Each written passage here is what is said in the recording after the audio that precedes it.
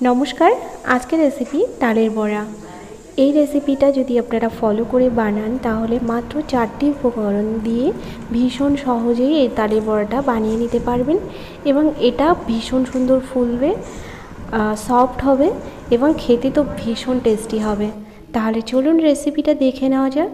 রেসিপিটা বানানোর জন্য সবার প্রথমে এখানে বেশ বড় সাইজের দুটো তাল নিয়েছি, আর এই তালের থেকে পাল্প বার করে নেওয়ার জন্য আমি এখানে তালগুলোকে পরিষ্কার করে নিচ্ছি। এবার আঠি থেকে তালগুলোকে আলাদা করে নেব। এবারে এটাকে জল দিয়ে একটু মেখে রাখবো। জল দিয়ে এটা মেখে রাখলে হবে কি, এটা খুব তাড়াতাড়ি তালের পাল্পটা আমি এর মধ্যে দিয়ে বার করে নিতে পারবো খুব কম সময়ে। তাই এটাকে একটু হাত দিয়ে মেখে রাখবো, কিছু সময় ধরে মেখে রেখে দেব। তারপর আমরা একটা গ্রেটারের সাহায্যে এইভাবে তালের পাল্পটাকে বার করে নেব। দেখুন, এইভাবে তালের পাল্পটা বার করা হয়ে গেলে আমরা একটা বাটি নিয়ে নিচ্ছি আর একটা ছাঁকনি নিয়ে নিলাম। এবারে এই তালের পাল্পটাকে দিয়ে ছেঁকে নেব, এর মধ্যে কোনো রকম আঁশ যাতে না থাকে। যেহেতু তালের অনেক আঁশ থাকে, ওইটা বার করে নেওয়ার জন্য আমরা ছাঁকনির সাহায্যে এটাকে ছেঁকে নেব। তোমরা চাইলে এটা নেটের মাধ্যমে অথবা সুতির কাপড়ের মাধ্যমে এটাকে ছেঁকে নিতে পারো। এবারে এর মধ্যে দিয়ে দেব 4 বাটি ময়দা। আমি বাটির মাপে দিচ্ছি এখানে। দেখুন, এবার ময়দাটাকে খুব ভালো করে চেলে নেব যেন এর মধ্যে কোনো রকম লাম্পস না থাকে। আর এর মধ্যে দিয়ে দিলাম 1 বাটি সুজি, দিয়ে দেব তালের পাল্প। এখানে আমি পুরো 2টো তালের পাল্প কিন্তু ব্যবহার করিনি, কিছুটা রেখে দিয়েছি অন্য কোনো রেসিপি বানানোর জন্য। এর মধ্যে দিয়ে দিলাম 3 বাটি মতো চিনি। চিনিটা আপনারা চয়েস অনুযায়ী দেবেন, যেমন মিষ্টি খেতে পছন্দ করবেন সেরকমই দেবে। এবার জল দিয়ে খুব ভালো করে ব্যাটারটাকে ফেটিয়ে নেব।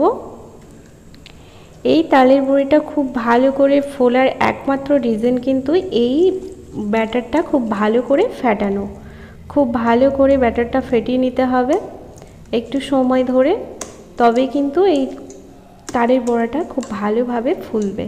আর হ্যাঁ, এর মধ্যে আপনারা অবশ্যই কিন্তু যদি নারকেল কোড়া থাকে তাহলে অবশ্যই নারকেল কোড়াটা দিতে পারেন, তাতে কিন্তু এই বড়ির টেস্ট আরও ভালো হবে। এবারে আমি এর মধ্যে দিয়ে দিলাম রিফাইন্ড অয়েল। রিফাইন্ড অয়েল দেওয়ার পর তেলটা মোটামুটি ভালো মতো গরম হয়ে গেলে আমরা একে একে বড়িগুলোকে দিয়ে দেব। তেল খুব ভালো মতো গরম হয়ে গেলে আমরা গ্যাসের ফ্লেমটা লোয়ে করে দেব এবং একে একে বড়িগুলোকে দিয়ে নেব।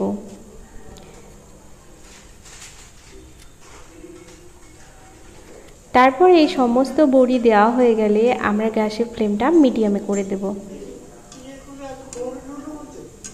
দিয়ে বড়িগুলোকে একটু সময় ধরে ভেজে নেব। দেখুন কত সুন্দর ফুলেছে না বড়িগুলো। এবারে এইভাবে নাড়াচাড়া করে বড়িগুলোকে ভেজে নেব। দেখুন যতক্ষণ না বড়ির কালার লালচে হয়ে আসছে। দেখুন এরকম লালচে হয়ে আসলে আমরা বড়িগুলোকে তেল থেকে উঠিয়ে নেব।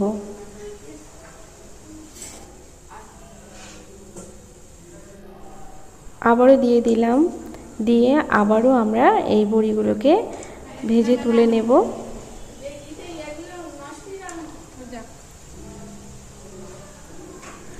কাগজ অথবা টিস্যু দিলে এর এক্সট্রা তেলটা টেনে নেবে।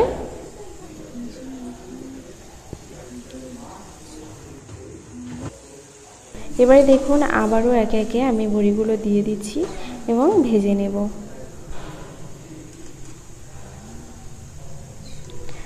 দেখুন প্রত্যেকটা বড়ি কত সুন্দর ফুলেছে, ভীষণ সফট হয় এইভাবে বড়ি বানালে। আমার তো এই সমস্ত বড়ি ভেজে নেওয়া হয়ে গেল। তোমরাও বানাও আর আমাকে কমেন্ট করে জানাও তোমাদের আজকের রেসিপিটা কেমন লাগলো। আজকের রেসিপিটা যদি ভালো লাগে তাহলে লাইক কমেন্ট শেয়ারের অনুরোধ রইল।